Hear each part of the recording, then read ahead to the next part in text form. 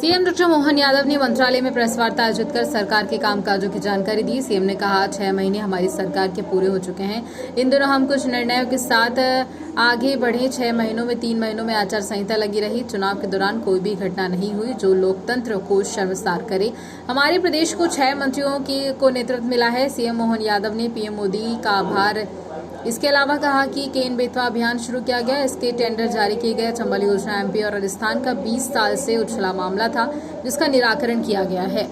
वहीं एक बड़ी परियोजना शुरू की है, इससे मालवा ग्वालियर चंबल को फायदा होगा। 10,000 करोड़ की लागत से 600 उद्योग इकाइयों का शुभारंभ किया गया है।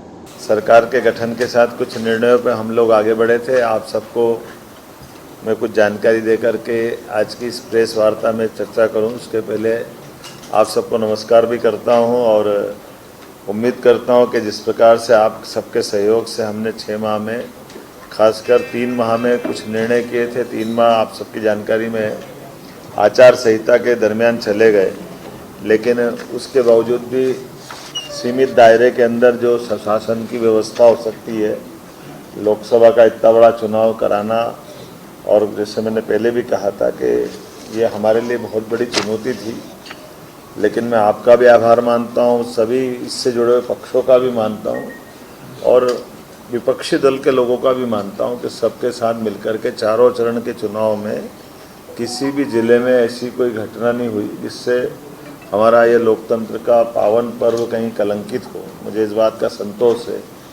सभी पक्षों ने अपने अपने ढंग से चुनाव का प्रचार किया, अभियान चलाए, अलग अलग आयोजन हुए, लेकिन इनाल सब मिलकर के ये पूरा आयोजन शांतिपूर्वक, जो मध्य प्रदेश की पहचान है, उस प्रकार से ये अपना एक रूप लेके इसने अपना बेहतर परिणाम दे करके संतोष व्यक्त करते हुए, और एक और ख़ास बात यशस्वी प्रधानमंत्री को भी मैं धन्यवाद देता हूं कि हमारे अपने इस लोकसभा ने अच्छे से प्रतिनिधित्व दिया है। 6 मंत्री हमारे राज्य से बनाए हैं, इसमें 3 कैबिनेट और 3 राज्य मंत्री। छठा एल मुरुगन जो राज्यसभा कोटे से आते हैं, आप में से कई लोग जानते हैं, कई नहीं लिख पाए थे, तो मैंने इसलिए बार बार कोट किया है।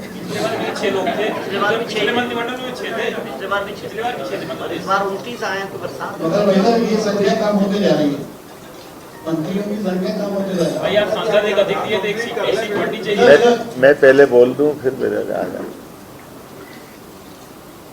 माननीय प्रधानमंत्री ने जैसा हमारे इस चुनाव के दरमियान कैंपेन किया था, और एमपी के मन मोदी, मोदी के मन में एमपी, और हमने सबने भी उनकी भावना के हिसाब से अलग अलग काम को बहुत गति से बढ़ाया था। आपकी जानकारी के लिए बता दूं,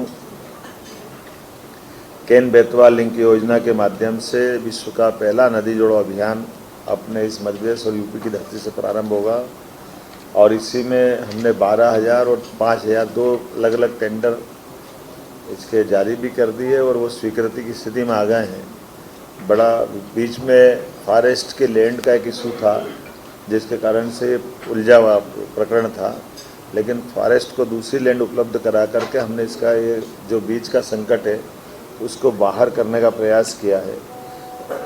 मुझे एक और बात जानकारी देते हुए आनंद है कि पार्वती काली सिंह चंबल योजना, ये राजस्थान और मध्य प्रदेश के बीच 20 साल से उलझा मसला था। तत्कालीन जल शक्ति मंत्री श्रीमान गजेंद्र शेखावत जी की मौजूदगी में मध्य प्रदेश और राजस्थान के सीएम के साथ उनके अपने मंत्रीगण, हमारे मंत्रीगण और सबने मिलकर के 50-50% के आधार पर 35-35 हज़ार करोड़ के अलग अलग प्रकार से अपनी अपनी भूमि में इनके डेमो की श्रृंखला बनाते हुए ये बड़ा काम चालू किया, जो बड़ी परियोजना है पीकेसी के नाम से। इसका पूरा हमारा चंबल का, मालवा का, ये पश्चिमी मध्य प्रदेश का हिस्सा बहुत लाभान्वित होगा। एक और बड़ा प्रोजेक्ट 1956 का बना हुआ गांधी सागर डैम, जिसमें 50-50% की जल राशि के आधार पर बंटवारा हुआ था, लेकिन कुछ कमी रह गई। उसके लिए भी हमने इसको उठाया और इस पर बात कर रहे हैं कि भाई ज़मीन हमारी ज़्यादा जा रही है और पानी का उपयोग हमको कम मिल रहा है। तो हमारे किसानों की दृष्टि से चंबल का पानी का हमारा भी और बढ़ता है। इस बिंदु को रेस करते हुए हमने इसमें मीटिंग भी की है और मुझे लगता है कि इसका अच्छा समाधान निकलेगा, ताकि मंदसौर, रतलाम, नीमच इन जिलों के अंदर लिफ्ट इरिगेशन के माध्यम से इस पानी का उपयोग भी हम करने वाले हैं। जैसे मैंने पहले बताया, काम तो बहुत सारे हैं, लेकिन अभी कुछ और उल्लेखनीय कामों के बारे में हमने अभी बताया है कि इस सरकार के माध्यम से जितने काम अपन कर सकते हैं, वो लॉ एंड ऑर्डर की दृष्टि से भी आपने देखा होगा कि सरकार ने अपने कुछ निर्णय किए हैं। कोई घटना हुई तो तत्परता से तुरंत गति से कार्रवाई करके सरकार ने अपनी जीवंतता का भी प्रमाण दिया है। सुप्रीम कोर्ट की गाइडलाइन के आधार पर लाउड स्पीकर के ऊपर भी कार्रवाई की गई है। खुले में मांस मछली बेचने का भी प्रतिबंध का जो ऑर्डर हमने दिया है, उसके भी अच्छे रिजल्ट आए हैं। सभी वर्ग ने इसका स्वागत किया है। जहाँ कहीं अतिक्रमण की शिकायत आई है, अतिक्रमण पे भी कार्रवाई करते हुए कई प्रयास किए हैं।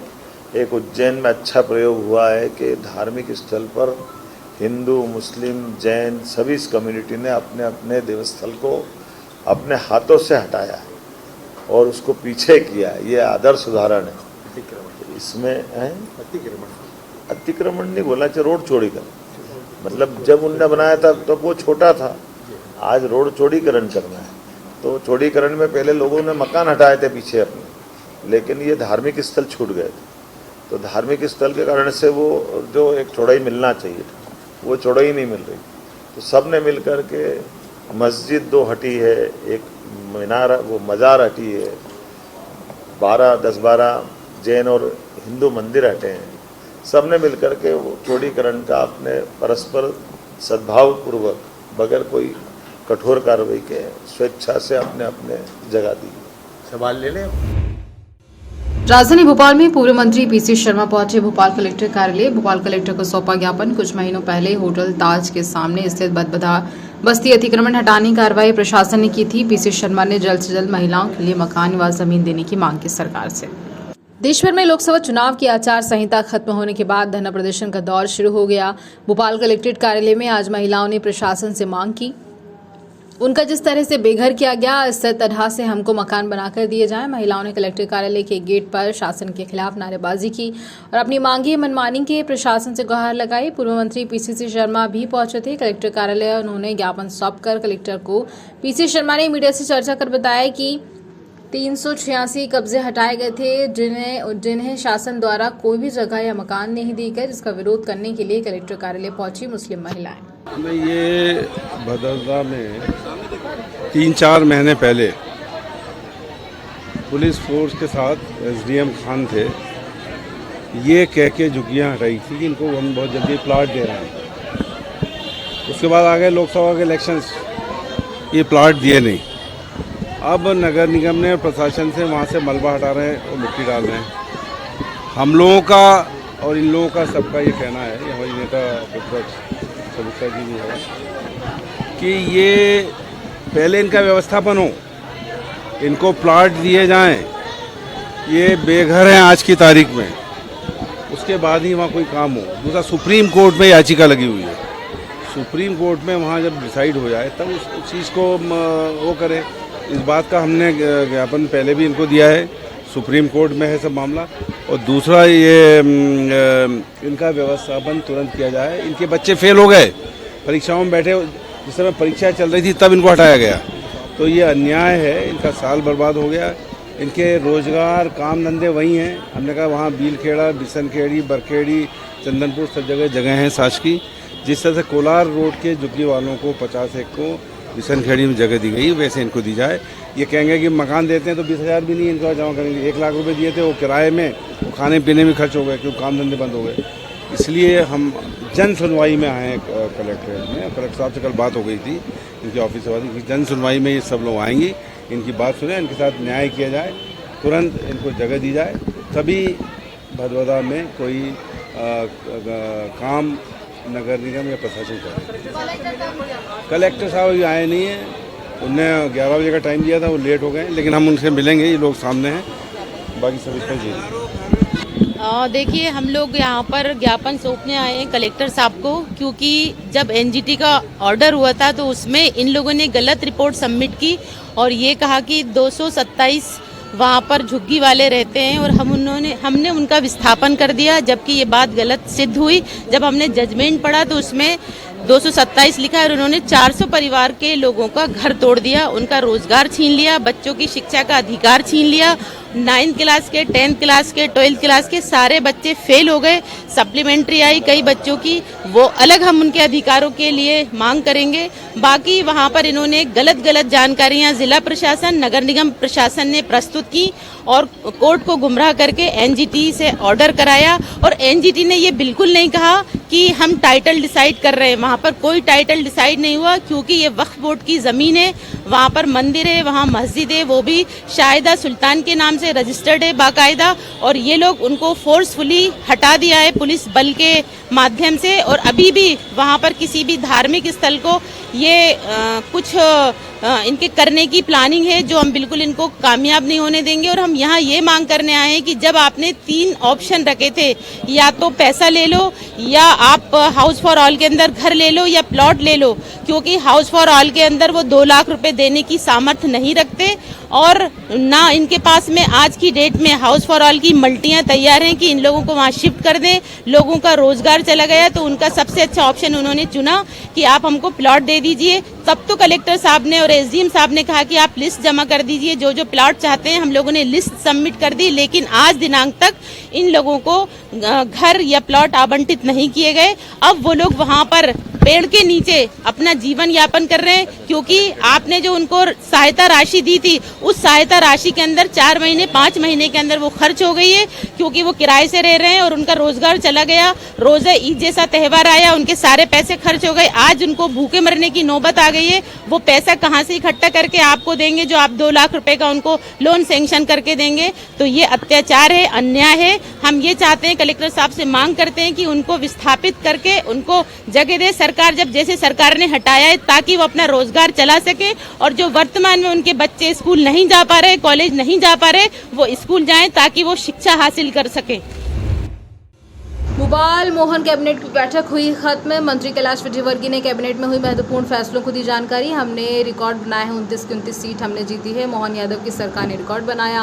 61% मतदान प्रतिशत मध्य प्रदेश में बढ़ा। केवल बीजेपी पार्टी को मतदान मिला। प्रधानमंत्री नरेंद्र मोदी को कैबिनेट ने बधाई दी। 6 मंत्री जो कि मोदी कैबिनेट में जगह मिली, उन सभी को बधाई। मध्य प्रदेश सरकार किसानों के लिए हित में हमेशा काम करती है। बिजली के बिल में किसानों को सब्सिडी सरकार दी हुई है। और चूंकि इस लोकसभा चुनाव में मध्य प्रदेश ने रिकॉर्ड बनाया है, हम 29 की 29 सीट जीते हैं। और मेरा ख्याल है कि मैंने जब से राजनीति प्रारंभ की तब से कभी भी हम 29 सीट नहीं जीते पिछले 40 वर्षों में।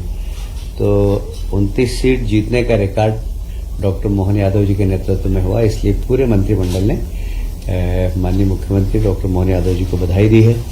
और इसमें बहुत सारे रिकॉर्ड बने हैं।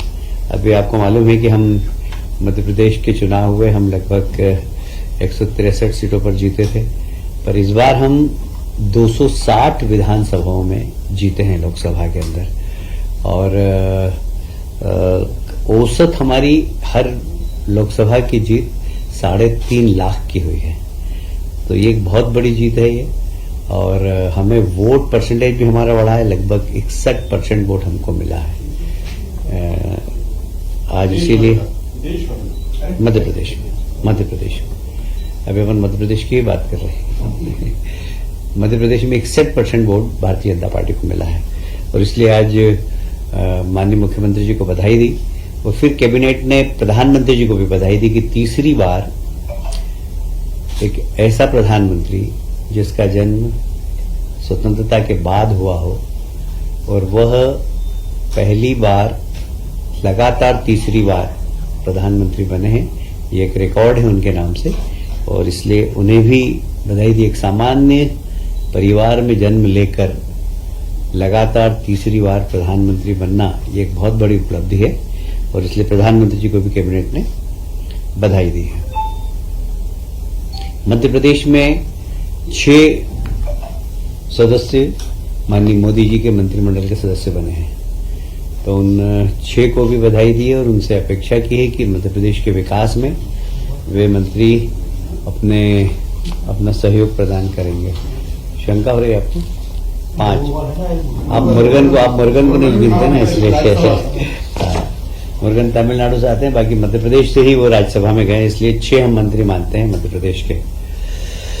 आज एक बहुत महत्वपूर्ण विषय पर भी चर्चा हुई है कि आप सभी जानते हैं कि मध्य प्रदेश सरकार किसानों के हित में हमेशा निर्णय करती है और वो प्रदेश की जनता जो बिजली के उपभोक्ता है उनको भी सब्सिडी देती है।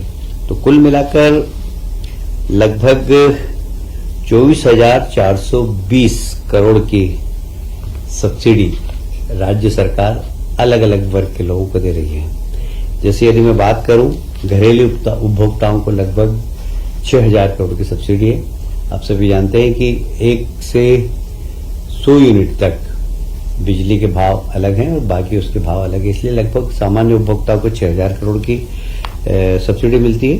और किसानों को, जो सामान्य वर्ग के किसान हैं, उनको 13,000 करोड़ की और SC/ST को 5,000 करोड़ की। इस प्रकार 24,000 करोड़ की सब्सिडी आज मंत्रिमंडल ने प्रदेश की जनता के लिए मंजूर की है।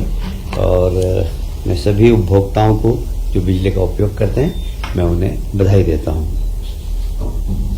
माननीय मुख्यमंत्री जी ने निर्देश दिए थे कि हमारे यहाँ जो स्वास्थ्य सेवाएं हैं उसकी क्वालिटी बढ़े और इसके लिए आवश्यकता थी कि कुछ नए पद का सृजन हो। और विभागों के डॉक्टर्स की भी कमी थी और कुछ पद ऐसे थे जो प्रमोशन से भरे जाने थे। तो अब प्रमोशन के पद यदि खाली हैं और प्रमोशन वाले योग्य व्यक्ति नहीं है तो उसको सीधी भर्ती से भरने के आज कैबिनेट ने निर्देश दिए हैं। और ऐसे लगभग 1214 पद ऐसे हैं जो सीधी भर्ती से भरे जाएंगे और रिक्त पदों में से 50% अर्थात 660 पदों की पूर्ति चयन के सीधे भर्ती से होगी। प्रदेश में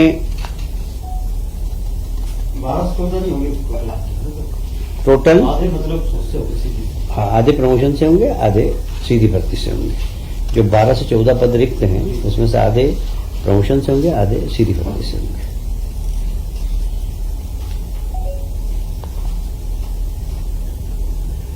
जो भारतीय लोक स्वास्थ्य मानक स्थापित किए गए हैं उसके अंतर्गत नवीन पदों के सृजन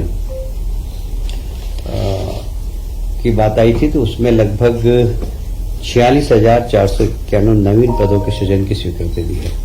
इसमें तृतीय श्रेणी, चतुर्थ श्रेणी के कर्मचारी और पैरामेडिकल स्टाफ है, जिससे कि हमारे स्वास्थ्य सेवाओं में चिकित्सक के अतिरिक्त जो पैरामेडिकल स्टाफ है उनके भी पदों को सृजन देकर स्वास्थ्य सेवाओं को उन्नत बनाने का जो माननीय मुख्यमंत्री जी ने घोषणा की थी उसको करने का निर्णय आज लिया गया है। आप सभी जानते हैं कि इस प्रदेश में 3 विश्वविद्यालय, एक सागर में रानी अवंतिकाबाई लोधी विश्वविद्यालय, खरगोन में क्रांति सूर्य टंट्याभिल विश्वविद्यालय एवं गुना में तात्या टोपे विश्वविद्यालय, इन तीनों ही विश्वविद्यालय को उच्च शिक्षा विभाग से संबद्ध करते हुए उनकी जितनी भी आवश्यकता है उसकी पूर्ति करने के कैबिनेट ने निर्देश दिए हैं।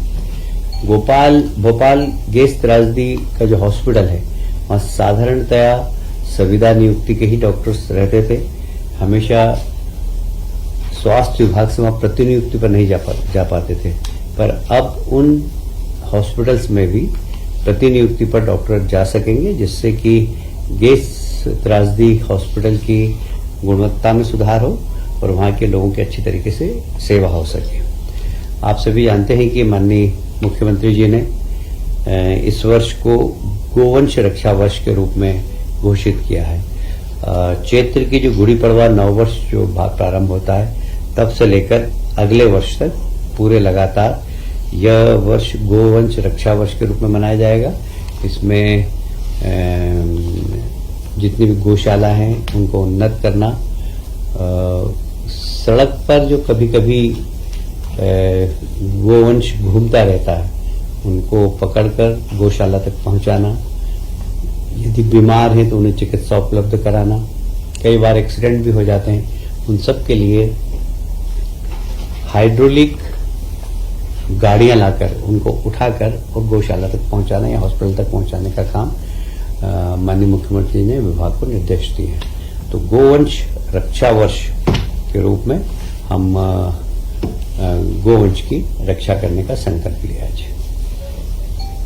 आज के विषय इतना ही है। यदि आप कुछ पूछना चाहे तो पूछ सकते हैं। जबलपुर प्रदेश के मुख्यमंत्री डॉक्टर मोहन यादव जबलपुर पहुंचे और रोड शो कार्यक्रम में शामिल हुए। मुख्यमंत्री गौतम जी की मड़िया से पंडा तक रोड शो में भाग लिया। रोड शो के दौरान सड़कों पर जगह जगह पंडाल लगाए गए, जहां पर मुख्यमंत्री का स्वागत किया गया। घरों की छतों और बालकनियों के खड़े होकर शहरवासियों ने डॉक्टर मोहन यादव का स्वागत किया। रोड शो के बाद मुख्यमंत्री मोहन यादव ने जलगंगा अभियान के तहत जल स्रोतों को अविरल बनाने के लिए जोर दिया। मुख्यमंत्री राधा कृष्ण बावली पहुंचकर बावली का निरीक्षण किया। राधा कृष्ण बावली में स्थित भगवान महादेव के मंदिर पहुंचे और प्रदेश के कल्याण की प्रार्थना की। पुराने जल संरचनाओं को नए स्वरूप में लाने के लिए जलगंगा अभियान के तहत उक्त जल संरचना को पुनर्जीवित कर अद्भुत जल मंदिर का स्वरूप दिया गया। 1300 करोड़ की नए बहुत सारे कामों की सौगात दी है। ये जलगंगा संरक्षण अभियान के अंतर्गत आज जल मंदिर बड़ा क्षेत्र में इसका पिछले समय किए गए काम का भी अपने अवलोकन किया है और माननीय मंत्री को बधाई दी, राकेश सिंह जी को, जिनके नेतृत्व में वो हुआ था। एक संग्राम था तालाब का भी सौंदर्यीकरण के साथ साफ सफाई स्वच्छता अभियान चला, इसकी भी बधाई दी और इसी के साथ साथ विभिन्न सौगातें दी है। हमारे मंत्रिमंडल में माननीय नरेंद्र मोदी जी के मंत्रिमंडल में जो 6 मंत्रीगण बने हैं, सभी मंत्रियों को मेरी अपनी ओर से बधाई। अलग अलग विभाग मिले हैं और ये सभी विभागों के माध्यम से एक बार फिर देश में विकास की रफ्तार चलेगी और सभी माननीय मंत्रीगण, श्रीमान शिवराज सिंह जी चौहान जो कृषि मंत्री बने, श्रीमान सिंधिया जी और अन्य सभी मंत्रीगणों को मेरी अपनी ओर से बधाई। आज जबलपुर में विधानसभा पश्चिम हमारे अपने राधा कृष्ण की बावड़ी के स्थान पर मैं आया हूं और जैसा कि आप सबकी जानकारी में 5 जून पर्यावरण दिवस से लेकर गंगा दशमी 16 जून तक विविध प्रकार की जल संरचनाओं पे जिन पे अच्छा काम हुआ, जिनका संरक्षण अत्यंत आवश्यक है, ऐसे सभी स्थानों से लगा करके लगातार जनजागृति के साथ साथ सभी कुएं, बावड़ी, नदी, तालाब, उनके घाट, सबकी जल संरचनाओं पे ध्यान देने के लिए प्रदेश सरकार ने एक अभियान चलाया हुआ है। मुझे इस बात की प्रसन्नता कि राधा कृष्ण की इस बावड़ी पर हमारे अपने यहाँ के जनप्रतिनिधि श्रीमान राकेश सिंह जी ने इस स्थान का न केवल जीर्णोद्धार कराया है बल्कि बहुत अच्छी जल रचना को सबके सामने ला करके आदर्श उत्पन्न किया। मेरी अपनी ओर से उनको कोटि से बधाई। और इस स्थान का प्रधानमंत्री नरेंद्र मोदी जी ने जल मंदिर नाम दिया। मैं अत्यंत आनंद के साथ उनको एक अच्छे कार्यक्रम की बधाई देता हूँ। इस अवसर पर मैं कोशिश कर रहा हूँ कि अपने सारे मित्रों ने जो जो अच्छे काम किए उनका एक तरह से सोशल ऑडिट भी हो, समाज के सामने भी वो आए और इससे बाकी लोग प्रेरणा लें।